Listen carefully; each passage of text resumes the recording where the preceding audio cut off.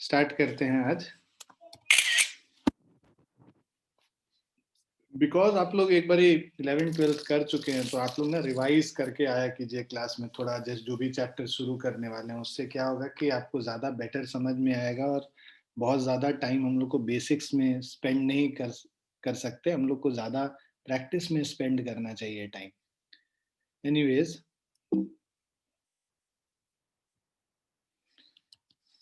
देखो work done bye constant force, तो work का डेफिनेशन क्या है? इफ एन ऑब्जेक्ट, ठीक है, वर्क का डेफिनेशन कहता है if an object displaces, if an object undergoes displacement when some force is acting on it, work is said to be done by the force on the object. So whenever there is an object and we are applying some force, and out of that force, due to that force, there is a displacement in this object, है ना? कोई object है, उस पर हम लोग force लगा रहे हैं और फोर्स लगाने की वजह से उसमें कोई डिस्प्लेसमेंट है डी, तो work done is equal to force into displacement.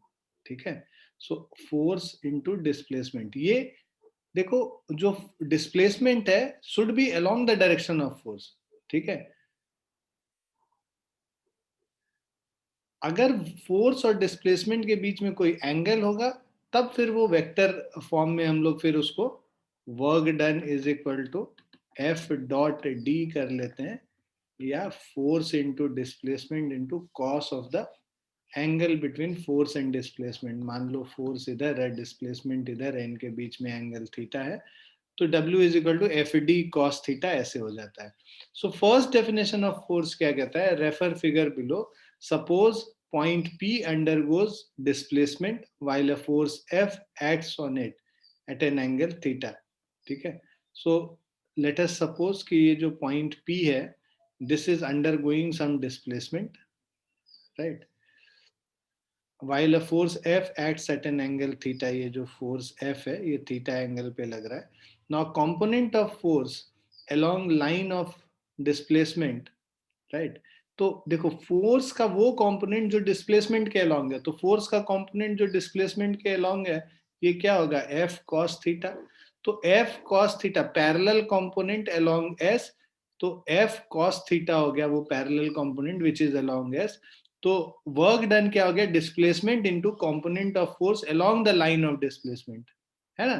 तो ये work done is equal to displacement into force parallel, या force along the displacement, parallel to displacement mean force acting along the displacement। ठीक है, सो इससे अगर हम लोग ये पहला एग्जाम्पल समझे, तो यहाँ क्वेश्चन कह रहा है find the work done by gravity, find the work done by gravitational force on the block. ठीक है,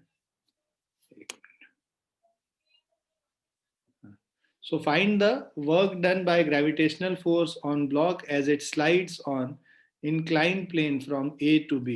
इस ये जो है inclined plane पे जो ये आता है A से लेके B तक आता है। S is the length of the inclined plane, इसका जो length है inclined plane का, this is equal to S, right? S is the length of inclined plane, height of inclined plane is H, neglect the size of the block. अब देखो, इस पे जो force लग रहा है वो फोर्स mg लग रहा है, राइट?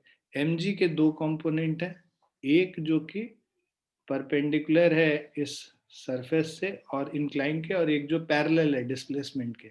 तो ये जो है वो mg साइन थीटा होता है, force along the incline. Force perpendicular to the incline is mg cos theta. ठीक है ना, mg साइन थीटा। तो ये वर्क डन क्या होगा? Work done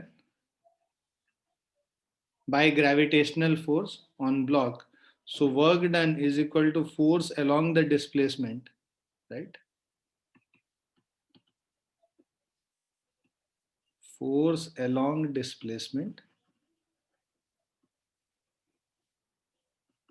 into displacement, right?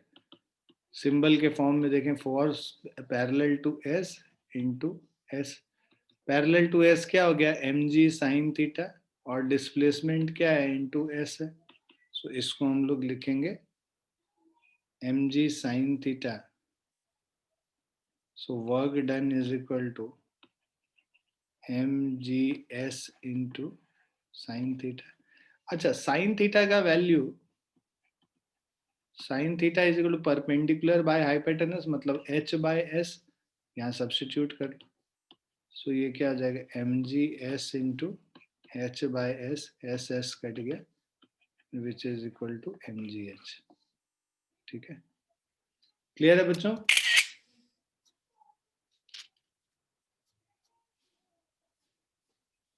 ठीक है, तो या तो फोर्स का कंपोनेंट डिस्प्लेसमेंट के अलोंग ले लोगे या डिस्प्लेसमेंट का कंपोनेंट फोर्स के अलोंग। तो एक्चुअली में ए से बी आया तो वर्टिकल डायरेक्शन में, मतलब इस डायरेक्शन में जो डिस्प्लेसमेंट है ये डिस्प्लेसमेंट एच, और इस डायरेक्शन में जो फोर्स है एम जी है, तो सीधे एम जी इंटू एच करोगे तो भी सेम वर्क डन देगा। तो फोर्स का कंपोनेंट डिस्प्लेसमेंट के अलोंग या डिस्प्लेसमेंट का कंपोनेंट फोर्स के अलोंग, एक ही बात होगी। क्लियर है बच्चों?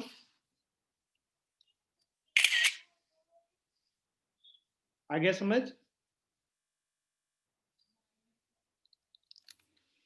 सतप्रीत, आपको हैप्पी गुरुपुरब, है ना? कल आपका फेस्टिवल था, है ना? इसलिए शायद आप क्लास नहीं अटेंड किए थे कल। सतप्रीत,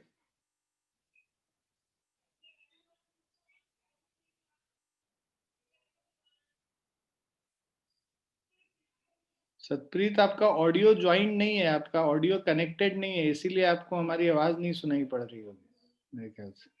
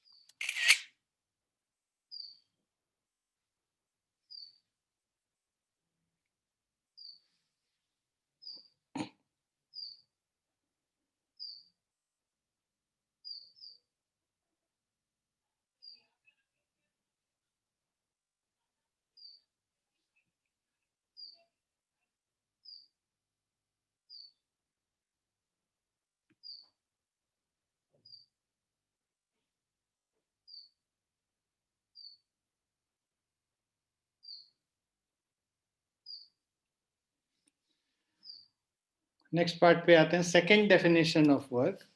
सो work done is equal to force into displacement into, दूसरा डेफिनेशन क्या कहता है, work done is equal to force into displacement into cos of angle between force and displacement, है ना? सो मतलब work done is equal to F into S into cos of the angle between them. तो force let से इस direction में है, displacement इस direction में है, इनके बीच में एंगल थीटा है, तो work done is equal to F S cos theta. ये हमारा सेकंड डिस्प्लेसमेंट, सेकंड इक्वेशन है। अब ये सेकंड क्वेश्चन जो कि बेस्ड है सेकंड फॉर्मूले पे, सेकंड डेफिनेशन पे, तो ये कह रहा है the box is moved over a horizontal path by applying a force F is equal to 80 newton. तो हमारे पास बॉक्स जो है it is moving in a horizontal path by applying a force of 80 newton at an angle theta is equal to 60 degree to the horizontal.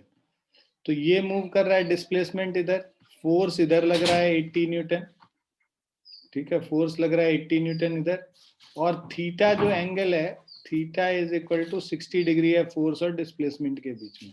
What is the work done by the force during the displacement of the box over a distance of 500 metre along horizontal. तो S is equal to 500 metre है। Work done जैसा कि अभी हम लोग second definition से देख रहे थे, force into displacement into cos of the angle between them. Force है 80 न्यूटन, डिस्प्लेसमेंट है 500, इंटू कॉस ऑफ 60 डिग्री कर लेंगे, तो 500 इंटू 80, तो 4000, ये 40,000 ठीक है, इंटू कॉस 60 डिग्री 1/2 कर लेंगे तो दिस इज 20,000 जूल्स। तो work done is equal to 20,000 joules हो गया। ठीक है, तो सेकंड वाला जो है 20,000 जूल है आंसर इसका। क्लियर है बच्चों?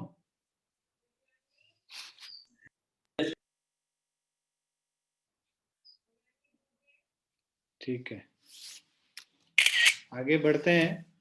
थर्ड डेफिनेशन ऑफ वर्क क्या कहता है कि work is equal to force into component of displacement along line of force. देखो पहला वाले में हम लोगों ने क्या किया था, डिस्प्लेसमेंट इनटू फोर्स का कंपोनेंट डिस्प्लेसमेंट के अलोंग। तीसरे डेफिनेशन में उल्टा कर रहे हैं, फोर्स के अलोंग डिस्प्लेसमेंट का कंपोनेंट लिख रहे हैं। तो डिस्प्लेसमेंट का कंपोनेंट अब निकालेंगे फोर्स के अलोंग। तो डिस्प्लेसमेंट का जो कंपोनेंट फोर्स के अलोंग होगा वो s cos थीटा हो जाएगा। So this is equal to s cos theta. ठीक है, s which is parallel to force is s cos theta, है ना। और इसको फोर्स के अलोंग लगा रहे हैं तो force into s cos theta. Eventually सब में सब सेम आएगा, एफ एस कॉस थीटा ही आएगा, बोलने का अलग अलग तरीका है। पहले वाले में हमने बोला फोर्स का कंपोनेंट ले रहे हैं डिस्प्लेसमेंट के अलोंग, तो वर्क डन हम कह रहे थे F cos theta into S कह रहे थे, तो ये क्या हो गया एफ एस कॉस थीटा। दूसरे वाले में बोला हमने सीधे force into displacement into cos of angle, F S cos theta ही हो गया। तीसरे वाले में हम कह रहे हैं फोर्स इंटू एस का कंपोनेंट फोर्स के अलोंग एस कॉस थीटा हो गया, तो इसमें भी सेम आया एफ एस कॉस थीटा ही आया, इसको भी कैलकुलेट करके। ठीक है, बस बोलने का और समझने का तरीका अलग है इसमें। जैसे इस क्वेश्चन में कह रहा है in the shown figure find work done by gravitational force as block slides down the inclined plane of angle s at height h, so of length s and height h। तो अब हम लोग को देखो ये कंपोनेंट निकालना है, displacement का इधर कंपोनेंट निकालना है, ये थीटा है, ये तुम्हारा 90 माइनस थीटा हो गया, तो s cos, ठीक है, s cos 90 माइनस थीटा, ये डिस्प्लेसमेंट अलोंग द फोर्स, और फोर्स कितना है mg है, तो वर्क डन इतना हो गया। तो इसको हम लोग लिखेंगे s sine cos 90 minus theta मतलब साइन थीटा, तो s sine theta into mg। अब s साइन थीटा को हम लोग लिख सकते हैं sine theta is equal to h by S, substitute कर लो s into H by S into M G, S S cut गया, so this is equal to M G H, जो वर्क डन हो गया that is equal to M G H.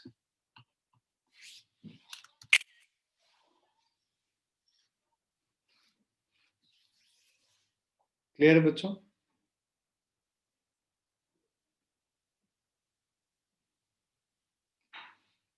अब हम लोग next पे चलते हैं, fourth definition of work. Fourth definition of work क्या कह रहा है, work is also defined as the dot product of force and displacement. तो ये हम लोग शुरू में भी देखे थे, work done is equal to F dot S. ठीक है, डॉट प्रोडक्ट मतलब फोर्स का मैग्नीट्यूड डिस्प्लेसमेंट का magnitude into cos of the angle between this, so which is same as F S cos theta, है ना। फोर्थ डेफिनेशन ये है। So S is displacement of point of application of force F, then work done is F dot S, इसको Fs cos theta कह सकते हैं।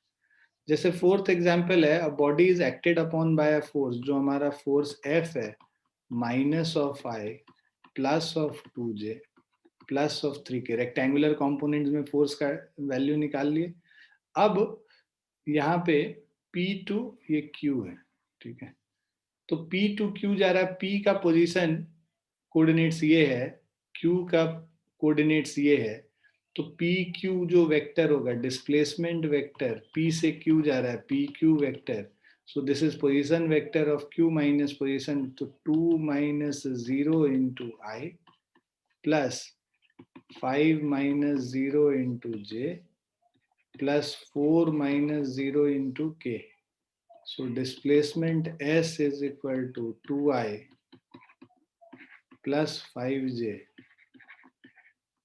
plus 4K. ठीक है, ये डिस्प्लेसमेंट हो गया. Work done is equal to F dot S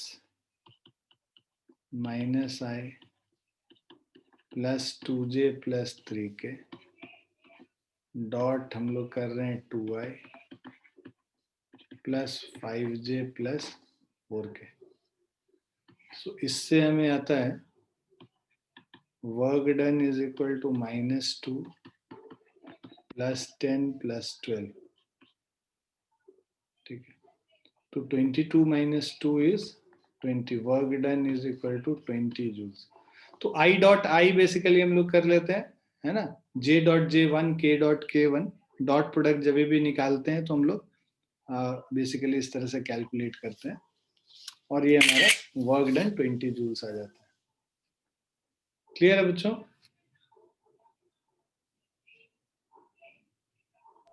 yes sir.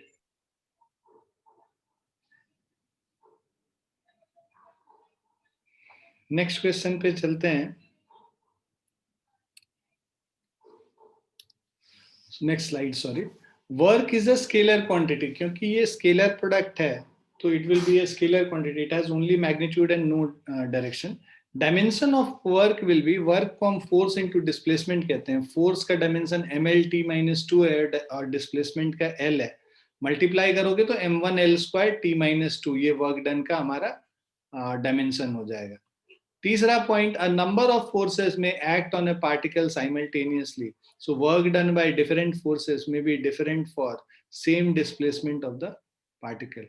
So there are a number of forces which may act on a particle simultaneously. उस particle पे कई सारे forces लग सकते हैं.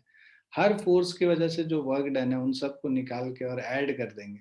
So work done by different forces may be different for same displacement.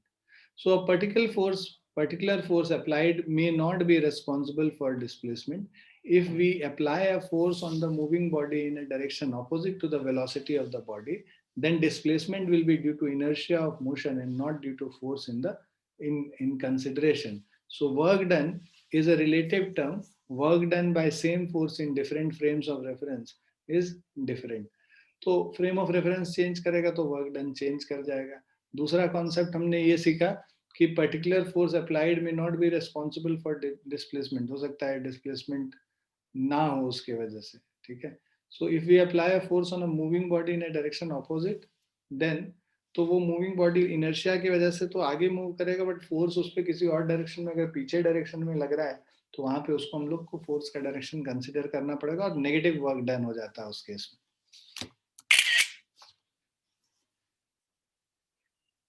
Absolute unit of work, SI unit of work हम लोग को पता है जूल होता है. SI unit, work done is said to be 1 joule. 1 joule कब होगा? जब 1 न्यूटन ऑफ फोर्स जो है 1 मीटर डिस्प्लेसमेंट प्रोड्यूस करेगा.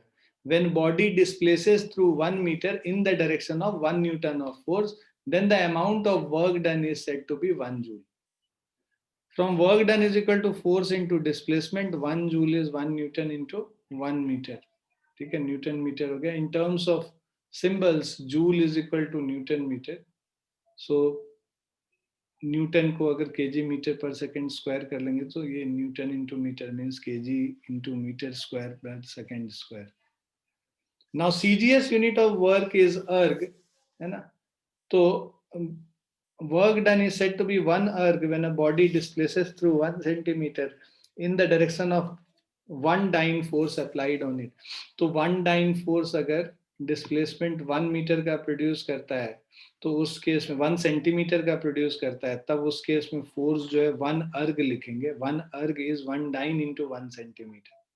रिलेशन बिटवीन जूल एंड अर्ग, 1 joule is 10 to the power 7 अर्ग. ठीक है, so 1 Newton is 10 to the power 5 dyne, right, CGS unit में. और मीटर को सेंटीमीटर में कन्वर्ट कर लेंगे तो ये बेसिकली ये जो यहाँ रिलेशन देखोगे, 1 न्यूटन का 10 to the power 5 डाइन और मीटर का 10 टू द पावर 2 सेंटीमीटर, तो टोटल हो गया 10 to the power 7 dyne centimetre या 10 टू द पावर 7 अर्ग हो गया। तो ये हम लोगों ने एसआई यूनिट और सीजीएस यूनिट देखा। अब ग्रेविटेशनल यूनिट ऑफ वर्क हम लोग देखेंगे। तो ग्रेविटेशनल यूनिट ऑफ वर्क क्या है? KG metre, right? So 1 kg meter of work is said to be done when a body displaces through 1 meter in the direction of 1 kg weight force applied on it. ठीक है? So work done is equal to force into displacement है 1 kg weight into 1 meter, that will give you 9.81 Newton meter. ठीक है? So 1 kg को अगर हम convert कर लेते हैं न्यूटन में, तो 1 इंटू जी मल्टीप्लाई करेंगे, जी का वैल्यू 9.8 है, 9.81 है, तो वो 9.81 न्यूटन मीटर हो गया। ठीक है? तो न्यूटन मीटर मतलब जूल, तो 1 kg मीटर इज इक्वल टू 9.81 जूल्स हो गया। ये कन्वर्ट हो गया केजी वेट का, है ना, जूल्स में। और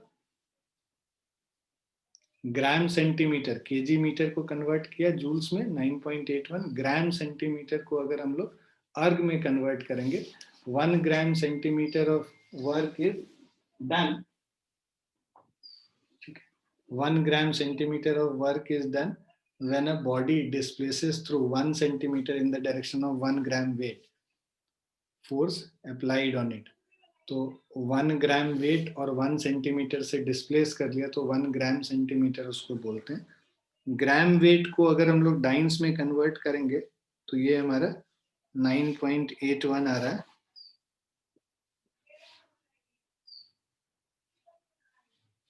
ठीक है? तो 1 ग्राम वेट को 981 डाइन हम लोग लिख सकते हैं, और 981 डाइन इंटू 1 सेंटीमीटर हो गया। सो दिस इज 981 अर्ग। तो 1 ग्राम सेंटीमीटर को हम लोग अर्ग में कन्वर्ट करेंगे, तो 981 अर्ग हो जाता है।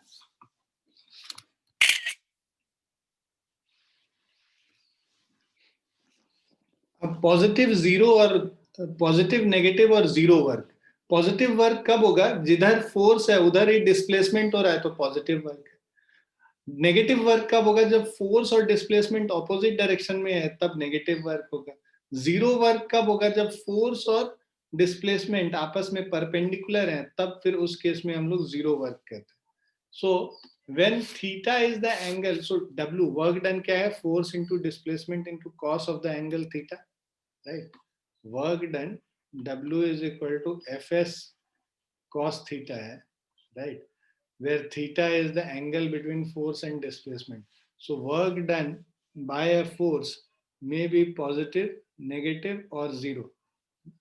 वर्क डन क्या है? या तो पॉजिटिव हो सकता है, नेगेटिव हो सकता है, और इनफैक्ट जीरो भी हो सकता है, depending on the angle theta between the force and displacement. Positive कब होगा? जब थीटा एक्यूट एंगल है। ठीक है? पॉजिटिव वर्क में zero is less than theta is less than 90 degree, तब पॉजिटिव वर्क होगा, है ना, एक्यूट एंगल पे। जब थीटा एक्यूट एंगल होगा तो वर्क डन पॉजिटिव होगा। थीटा लेस देन 90 डिग्री में cos theta greater than zero है, कॉस थीटा पॉजिटिव है फर्स्ट क्वाड्रेंट में, तो work done is greater than zero. Special case if theta 0 degree है, तो वर्क डन क्या हो जाता है? F into S, maximum force हो जाएगा। जब थीटा 0 डिग्री होगा तो मैक्सिमम फोर्स होगा which is equal to maximum work होगा, that is force into displacement, F into S. अब when force or its component act in the same direction, so when force or its component acts in the same direction of displacement, the work done by the force is positive. So force या displacement या उसका जो component है acts along in the same direction of displacement, जिधर displacement है उधर ही अगर act कर रहा है, right? So the work done will be positive. Examples of positive work. ठीक है? पहला एग्जाम्पल है when a body is lifted vertically. ठीक है? So when a body is lifted vertically, work done by the lifting force is positive because the lifting force and the displacement act in the same direction during lifting. तो कोई भी body को अगर lift कर रहे हैं, नीचे से उठा के ऊपर रख रहे हैं, तो जो लिफ्ट कर रहे हैं फोर्स वो भी ऊपर है और इसका डिस्प्लेसमेंट भी ऊपर है। तो जब एक बॉडी को हम वर्टिकली लिफ्ट करेंगे तो जो वर्क डन होगा वो क्या होगा, पॉजिटिव हो जाएगा, क्योंकि फोर्स और डिस्प्लेसमेंट सेम डायरेक्शन में। अब आते हैं हम लोग सेकेंड वाले पे, नेगेटिव वर्क पे। नेगेटिव वर्क कब होगा, जब थीटा का वैल्यू 90 डिग्री से ज्यादा होगा, मतलब ऑब्ट्यूस एंगल सेकेंड क्वाड्रेंट में कॉस थीटा नेगेटिव होता है। तो when theta is greater than 90 degree cos theta is less than 0, right. अब ये देखो cos theta is less than 0, है ना, सो work done will be less than 0, so force let's say is in this direction, right, displacement theta, this is greater than 90 degree, and so theta is greater than 90 degree and this is displacement, तो यहाँ पे work done will be negative in this case. Now special case, if angle theta is 180 degree, तो theta अगर 180 degree है, ठीक है, so if theta is equal to 180 degree, then ये जो theta है, if theta is 180 degree, तो work done is equal to force into displacement into cos 180 degree. Cos 180 degree का वैल्यू -1 है, तो वर्क डन क्या हो जाएगा, माइनस एफ इंटू एस, मतलब नेगेटिव वर्क हो गया। So work done is -FS, तो ये मिनिमम वर्क डन हो गया, ठीक है। ये एफ इंटू एस जो था थीटा 0 डिग्री पे, तो यहाँ पे मैक्सिमम वर्क था, और जब -FS है तो यहाँ पे मिनिमम वर्क है। तो when force or its components act in opposite direction of displacement, the work done by the force is negative. Now example of negative work. So when brakes are applied to a moving vehicle, the braking force and the displacement act in opposite direction, ठीक है। So when the brakes, जब हम एक break लगा रहे हैं किसी भी मूविंग व्हीकल पे, तो ब्रेक हमेशा क्या है, फ्रिक्शन प्रोड्यूस करता है, तो ब्रेक ऑपोजिट डायरेक्शन में लगेगा, और डिस्प्लेसमेंट किसी और डायरेक्शन में हो रहा है, ब्रेक उसके ऑपोजिट डायरेक्शन में लगेगा। So when brakes are applied to a moving vehicle, the braking force and the displacement act in opposite direction, और उस केस में फोर्स और डिस्प्लेसमेंट ऑपोजिट डायरेक्शन में, तो वहां पे क्या हो जाएगा, नेगेटिव वर्क हो जाएगा। When a body is dragged along the rough surface, the frictional force act in the direction opposite to that of displacement, ठीक है। जब body is dragged along a rough surface, frictional force act in direction opposite to that of displacement, तो जब friction की वजह से भी जो वर्क डन होगा वो नेगेटिव होगा। तीसरा, when a body is lifted, gravitational force act vertically downward while the displacement is in vertically upward direction, मतलब कोई बॉडी को अगर उठाते हैं हम, तो वहां पे जो डिस्प्लेसमेंट इस डायरेक्शन में हो रहा है, और ग्रेविटेशनल फोर्स जो है mg नीचे की तरफ लग रहा होता है, तो डिस्प्लेसमेंट और जो फोर्स है वो एग्जैक्टली ऑपोजिट है एक दूसरे से, तो इस केस में भी वर्क डन नेगेटिव हो जाता है। तो कहाँ पे वर्क डन नेगेटिव हुआ, जब कोई मूविंग व्हीकल में हम लोग ब्रेक सप्लाई करते हैं, वहां पे फ्रिक्शन की वजह से कोई भी ऑब्जेक्ट अगर स्लाइड कर रहा है रफ सरफेस में, फ्रिक्शन की वजह से नेगेटिव वर्क डन होगा, और कोई ऑब्जेक्ट को अगर हम लोगों ने ऊपर फेंका है तो ग्रेविटेशन की वजह से नेगेटिव वर्क डन होगा। Is it clear to everyone? Clear है बच्चों?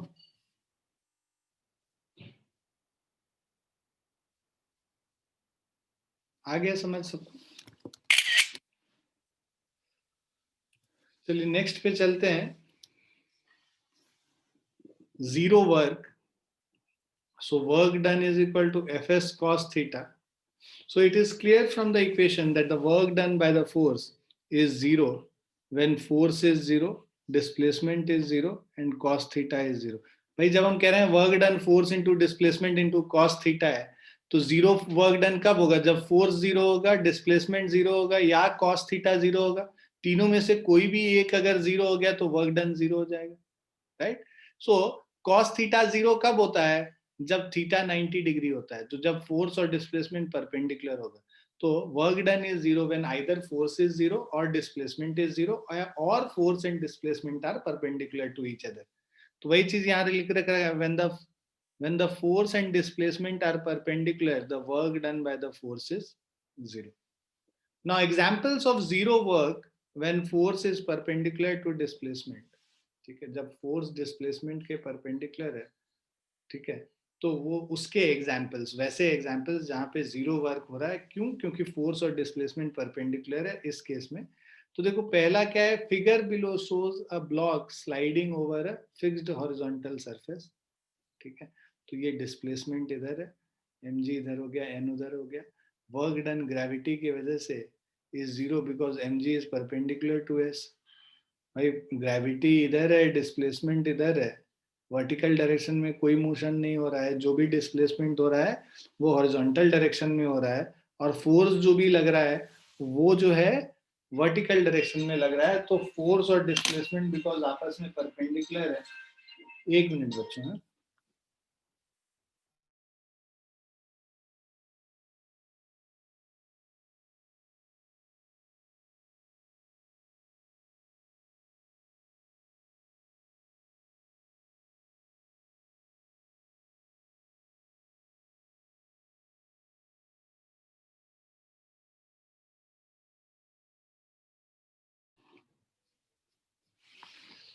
ठीक है, तो work done by gravity is zero because mg is perpendicular to s.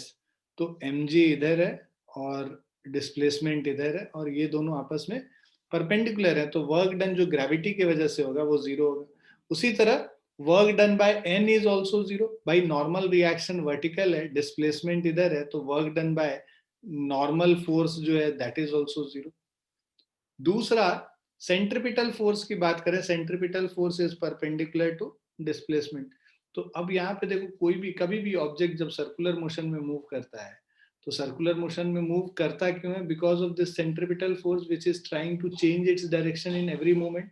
तो ये जो सेंट्रिपिटल फोर्स है, ये सेंट्रिपिटल फोर्स और डिस्प्लेसमेंट ये हमेशा क्या होगा? आपस में परपेंडिकुलर होगा. So centripetal force is perpendicular to displacement, right? Displacement के परपेंडिकुलर है. Work done by centripetal force will always be equal to zero, क्योंकि perpendicular force always has a displacement equal to, मतलब work done due to this perpendicular force will always be equal to zero. Clear है बच्चों? तो ये zero work done के examples हो गए. अब हम लोग क्वेश्चंस करेंगे based on all the concept which we have done. So ये जो फिफ्थ एग्जाम्पल है, a load of mass 3000 kg, ठीक है, is lifted by a rope with an acceleration a is equal to 2 metre per second square. हमारे पास एक load है, mass m is equal to 3000 kg. It is lifted by a rope with an acceleration, ऊपर acceleration a is equal to 2 metre per second square, है ना. During first 1.5 seconds find the work done by the rope, work done by gravity.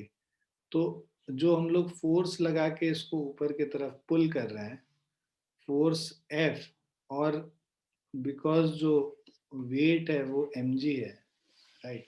तो अब हम लोग देखो F minus mg is equal to ma. F is equal to 3000 into 10 plus 3000 into acceleration 2. So F is equal to 30,000.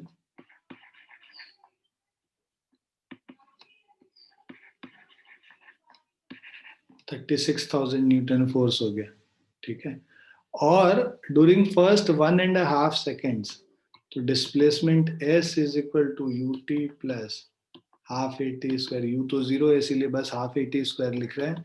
Half into acceleration 2 into time 1.5 into 1.5, 2.25 metre हो गया displacement, ठीक है. So displacement है 2.25 मीटर, राइट. अब ये work done is equal to force into displacement, 36,000 into 2.25.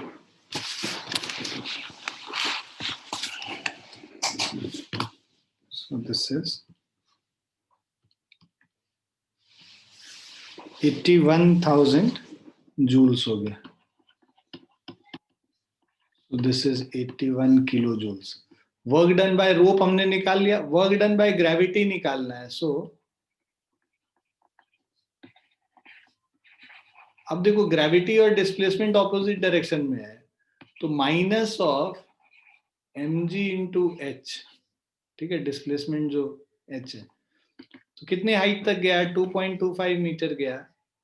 Minus of mg 3000 into 10 into displacement 2.25.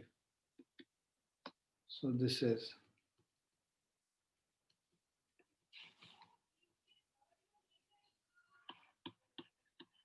67,500 joule negative sign के साथ. Clear है बच्चों?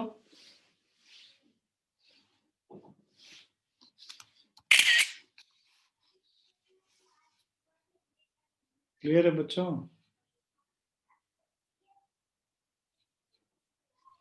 Yes sir. ठीक.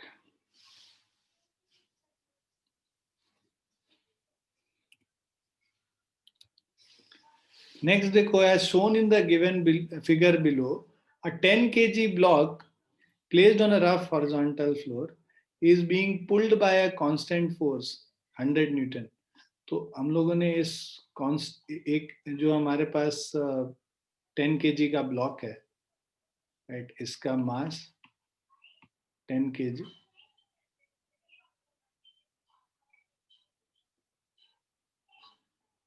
So as shown in figure below, a 10 kg block placed on a rough horizontal floor is being pulled by a constant force 100 Newton.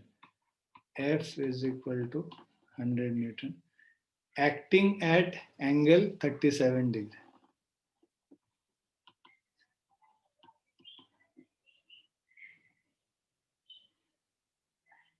Now coefficient of kinetic friction between the block and the floor is 0.4. ठीक है, तो block और floor के बीच में जो coefficient of kinetic friction है, mu k is equal to 0.4. If the block is displaced by 5 meter, ठीक, if the block is displaced by 5 meter, तो ये जो displacement हो रहा है 5 meter का है along the horizontal, then find the work done on the block by force F, force of friction, normal force and gravitational force. इन सभी की वजह से वर्क डन निकालना है. तो देखो ये F के दो कंपोनेंट होंगे. एक इधर जो कंपोनेंट है F cos थीटा है, इधर जो कंपोनेंट है F sin थीटा है. ठीक है, इस पे वेट होगा mg नीचे की तरफ, नॉर्मल रिएक्शन n हो गया. ठीक है, तो अब देखो अगर कह रहा है फोर्स ऑफ फ्रिक्शन के वजह से और F के वजह से, F के वजह से जो फोर्स वर्क डन होगा, work done is equal to work done on block by F. So work done by F is F into S into cos theta. Force का जो component F cos theta into displacement उधर कर लो, मतलब 100 into displacement 5 into cos of 37 degree. एक second बच्चों.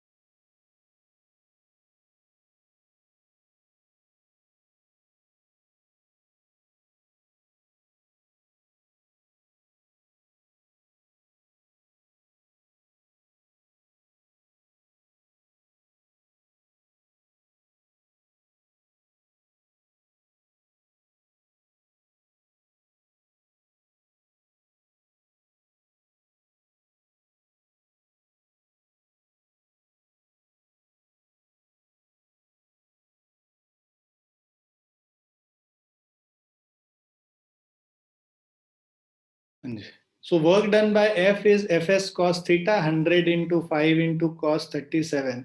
तो इसको अगर हम लोग सॉल्व करते हैं तो 100 इंटू 5 इंटू कॉस 37 का वैल्यू 4/5 होता है, 5 कट गया तो ये हमारा हो गया 400 जूल। ठीक है, तो फर्स्ट पार्ट का आंसर 400 जूल हो गया।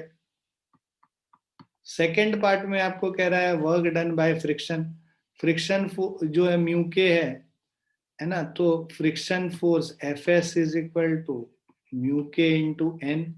अब एन का वैल्यू निकालने के लिए आप ये समझो टोटल जो नीचे फोर्स लग रहा है वो एम जी लग रहा है। M G is equal to N plus F sine theta. तो जो एन का वैल्यू है M G minus F sine theta है। सो म्यू के इंटू एन, म्यू के का वैल्यू है 0.4, एन का वैल्यू एम जी मतलब 10 into 10 minus of F sine theta, F का value 100 into sine 37, 0.4, 100 minus 100 into 3/5।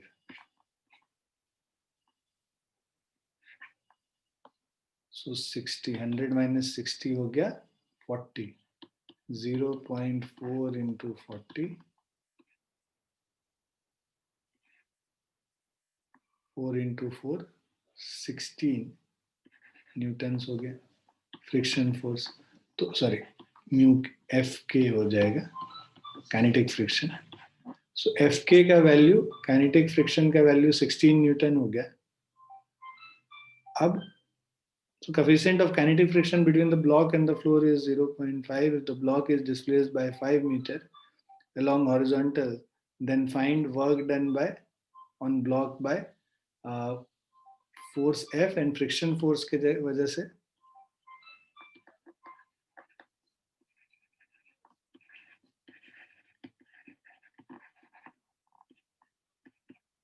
so work done due to friction is equal to friction force into displacement। अब friction force 16 Newton है और ये जो है ना negative cos 180 degree, क्योंकि negative work done होगा ना, क्योंकि फ्रिक्शन ऑपोजिट डायरेक्शन में है, डिस्प्लेसमेंट इधर है, तो इसीलिए नेगेटिव वर्क डन। तो माइनस ऑफ 16 या कॉस 180 डिग्री भी लिख सकते हो, तो उसको सॉल्व करके -1 ही आएगा। Minus 16 into 5 is minus of 80 joules. तो ये फ्रिक्शन के वजह से हम लोग का वर्क डन हो गया minus of 80 joules. So second part का आंसर -80 जूल। थर्ड पार्ट में हम लोग आते हैं, अब कह रहा है नॉर्मल फोर्स की वजह से work done. So work done due to N will be equal to 0 since normal force जो है डिस्प्लेसमेंट के परपेंडिकुलर है, इसीलिए work done due to normal force is 0 हो जाएगा। और उसके बाद ग्रेविटेशनल फोर्स, वहां पे भी वर्क डन 0 क्योंकि ग्रेविटेशन फोर्स भी डिस्प्लेसमेंट के परपेंडिकुलर है। So work done due to mg is equal to 0 again since mg is perpendicular to displacement। Clear है बच्चों?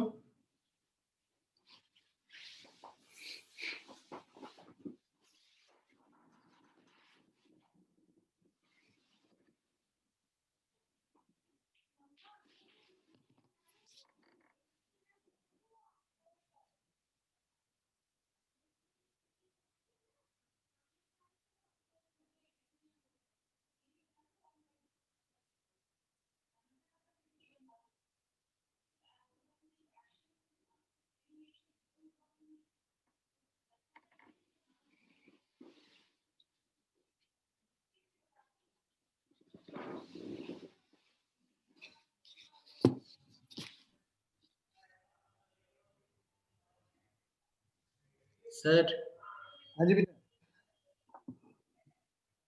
हाँ बोल। सेकंड नंबर से थोड़ा सा सर डिस्कनेक्ट हो गया था सर।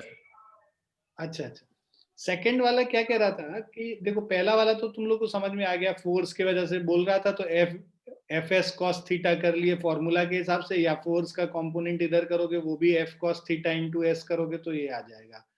फ्रिक्शन फोर्स पहले तो हम लोग को निकालना पड़ेगा, अगर हमें work done due to friction निकालना है फ्रिक्शन फोर्स क्या होगा, kinetic friction, object already move कर रहा है, म्यू के इंटू एन हो जाएगा काइनेटिक फ्रिक्शन। एन का वैल्यू हम लोग निकाल रहे हैं, देखो नीचे फोर्स लग रहा है mg, ऊपर लग रहा है n, और ये f का एक कंपोनेंट f साइन थीटा ऊपर लग रहा है, तो ऊपर वाला फोर्स कितना हो गया n plus f sign theta, और नीचे वाला फोर्स mg। वर्टिकल डायरेक्शन में कोई मूवमेंट नहीं हो रहा है, तो हम वो ऊपर और नीचे वाले फोर्स को इक्वेट कर सकते हैं। इससे हम लोग नॉर्मल का फोर्स, नॉर्मल का जो वैल्यू है वो n क्या हो जाएगा, f साइन थीटा को इधर ले जाओगे तो mg minus f sine theta. अब हम लोग को फ्रिक्शन फोर्स म्यू के इंटू एन निकालना था, म्यू के का वैल्यू 0.4 है, एन का वैल्यू क्या हो जाएगा mg, मतलब 10 into 10 minus F sine theta, force 100 sine 37, sine 37 3/5 होता है, वैल्यू पुट कर लिए, सॉल्व किए इसको, तो फ्रिक्शन फोर्स हम लोग निकाल लिए 16 न्यूटन। पहले तो ये निकाला। अब work done due to friction क्या होगा, फ्रिक्शन फोर्स इनटू डिस्प्लेसमेंट, और साथ में नेगेटिव साइन, नेगेटिव इसीलिए क्योंकि फ्रिक्शन इधर लग रहा है और डिस्प्लेसमेंट इधर हो रहा है, इनके बीच में 180 डिग्री का एंगल बन रहा है, cos 180 डिग्री -1 होता है, तो ये फोर्स इनटू डिस्प्लेसमेंट कर रहे हैं 16 इंटू 5, और नेगेटिव साइन आगे लगा देंगे, -80 जूल्स हो, ठीक है। Now work done due to n is equal to 0, क्यों, क्योंकि नॉर्मल रिएक्शन अब परपेंडिकुलर, देखो नॉर्मल रिएक्शन इधर लग रहा है और डिस्प्लेसमेंट इधर हो रहा है, तो डिस्प्लेसमेंट और नॉर्मल रिएक्शन के बीच में they are perpendicular to each other, तो इसीलिए हम लोग का वहां पे work done due to n is 0। उसके बाद work done due to mg हम लोग को निकालना है, तो mg नीचे लग रहा है ना, तो और डिस्प्लेसमेंट इधर है, दोनों आपस में परपेंडिकुलर है, तो वहां पे भी work done due to mg 0 हो जाएगा, क्योंकि mg और डिस्प्लेसमेंट परपेंडिकुलर है। आ गया समझ? यस।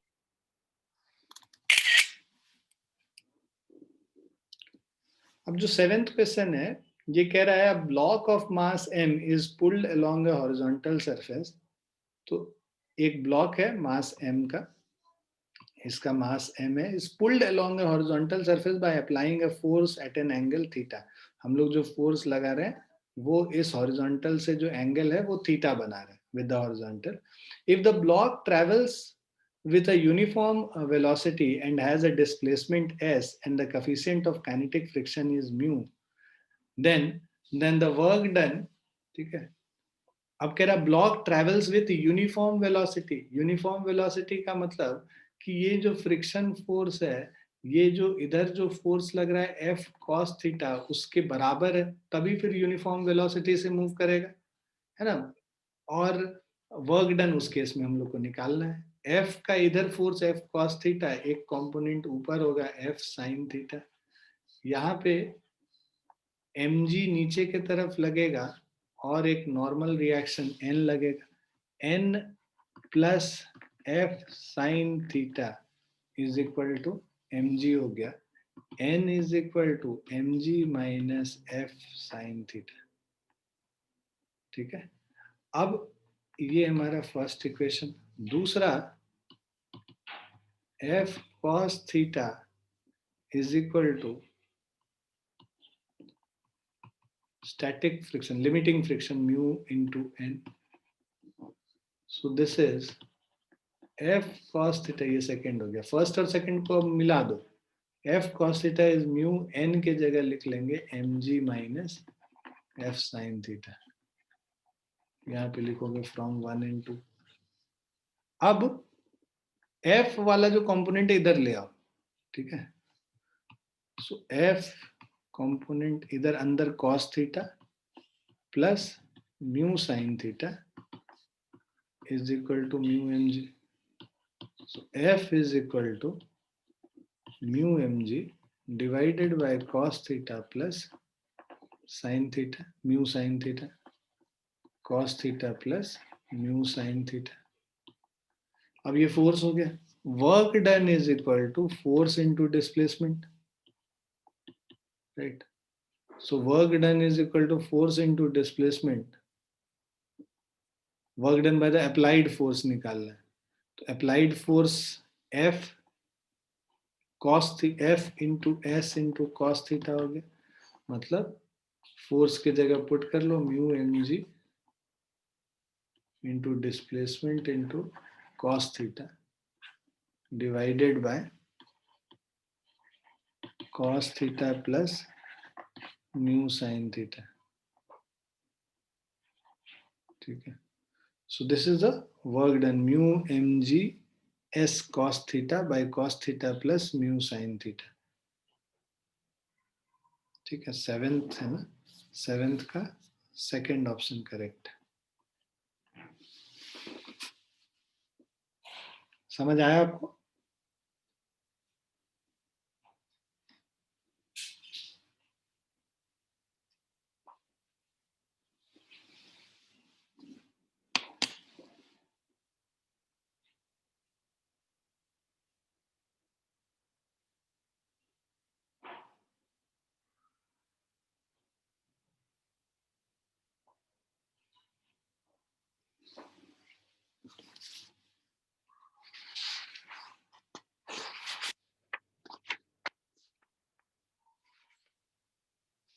क्लियर है बच्चों?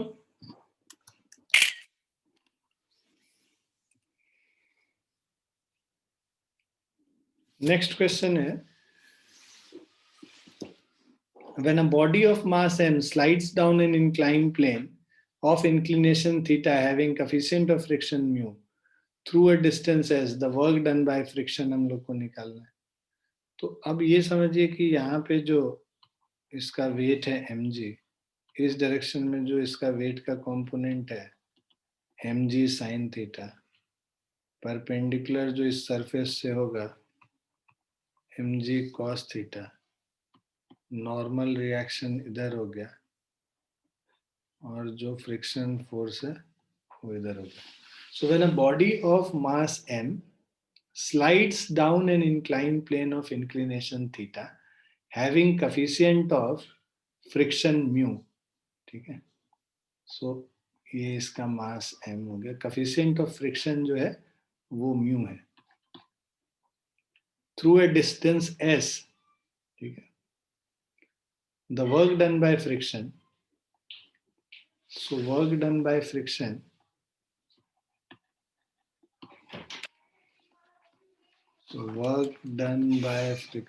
is equal to minus of F into displacement S.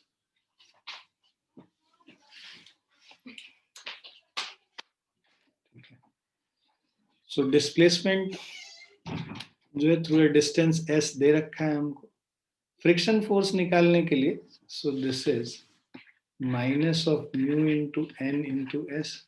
N कितना है, mg cos थीटा के बराबर होगा, इसको हम लोग लिख सकते हैं minus mu mg cos theta into S.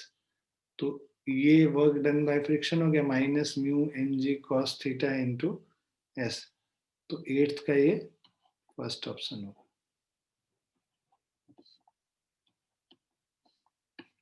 Clear है बच्चों?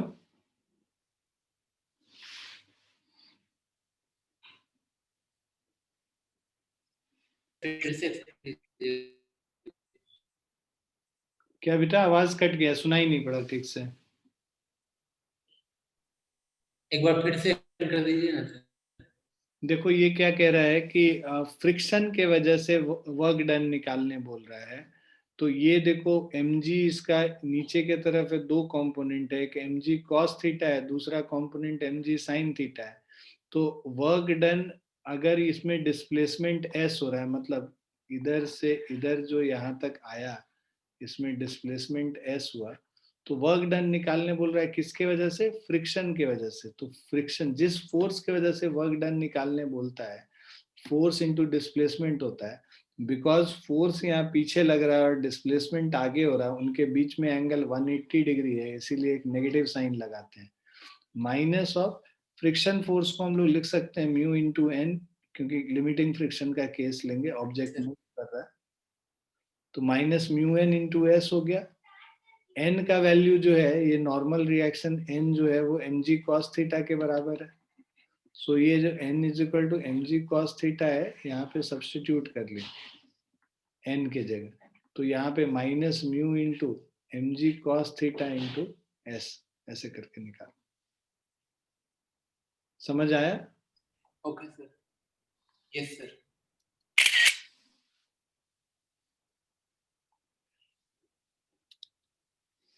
9th क्वेश्चन में कह रहा है a block of mass m is pulled up by force F, मतलब ऊपर की तरफ इसको हम लोग खिसका रहे हैं फोर्स F से, है ना। pulled up by force F along the inclined plane at a constant velocity। Constant velocity से मूव करने का क्या मतलब हुआ कि कोई एक्सेलरेशन नहीं है, मतलब जितना फोर्स ऊपर लग रहा है उतना ही फोर्स नीचे लग रहा है। नीचे क्या फोर्स लगेगा, एक तो लगेगा फ्रिक्शन फोर्स, ठीक है, और दूसरा लगेगा ये वेट का एक कंपोनेंट इधर आएगा mg sin थीटा, है ना। यहाँ पे ये है mg cos थीटा और ये नॉर्मल रिएक्शन n हो गया। इफ म्यू के is the coefficient of kinetic friction, obviously object move कर रहा है तो उस समय जो कोफिशिएंट ऑफ काइनेटिक फ्रिक्शन लेंगे वो म्यू के बराबर लेंगे, ठीक है। सो इफ म्यू के is the coefficient of kinetic friction, s is the displacement and s is length of inclined plane, ठीक है। Find the work done by friction and work done by force F, ठीक है। Work done by friction करेंगे, अब friction तो negative force ये है। S जो, हाँ बेटा, सर ये एस कौन सा, एस जो है सर ये कौन? S is displacement and S is length of inclined plane, मतलब वही जो डिस्प्लेसमेंट है ना वो पूरा इंक्लाइन प्लेन के लेंथ के बराबर है।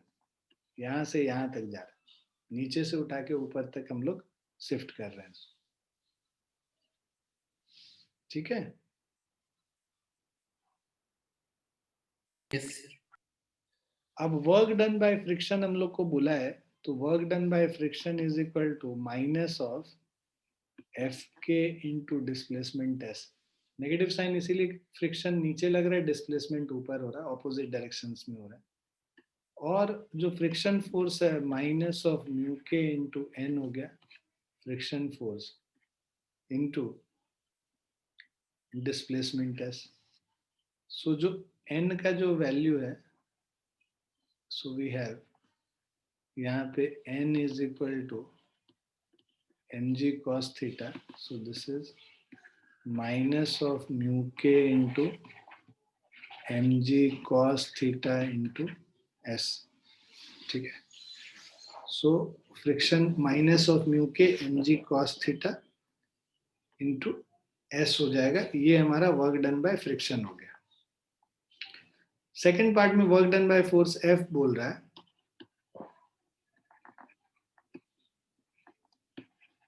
Work done by F is equal to,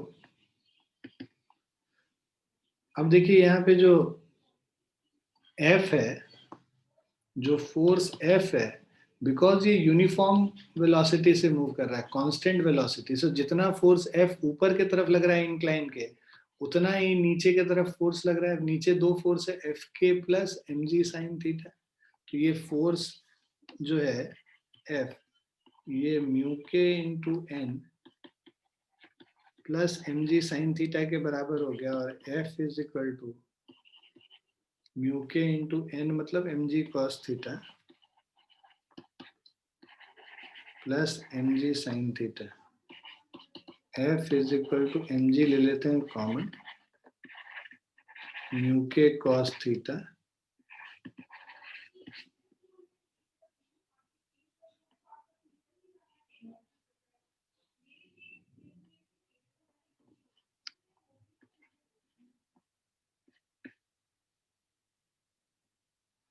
so work done by F is equal to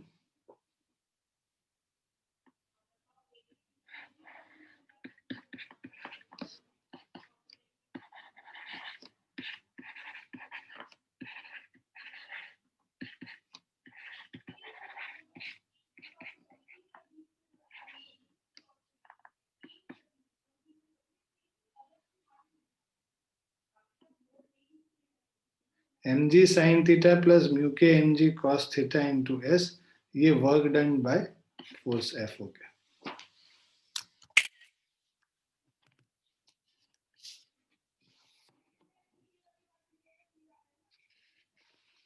clear है बच्चों?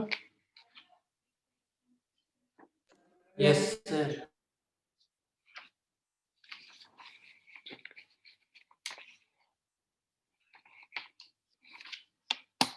ठीक है, आज हम लोग यहीं पे रुकेंगे, है ना? इसके आगे अब हम लोग नेक्स्ट क्लास में करेंगे, राइट? और थोड़ा सा वर्क डन बाकी है, तो वर्क डन थोड़ा खत्म करके फिर हम लोग काइनेटिक एनर्जी कल स्टार्ट कर सकते हैं। तो वर्क डन करेंगे, फिर काइनेटिक एनर्जी करेंगे, फिर वर्क एनर्जी थ्योरम करेंगे, फिर पोटेंशियल एनर्जी करेंगे, उसके बाद पावर वाला पोर्शन करेंगे, फिर कंबाइंड करके कुछ क्वेश्चंस के प्रैक्टिस करेंगे, तो फिर ये हमारा चैप्टर हो जाएगा। ठीक है, चलिए पढ़ते रहिए मन लगा के, है ना?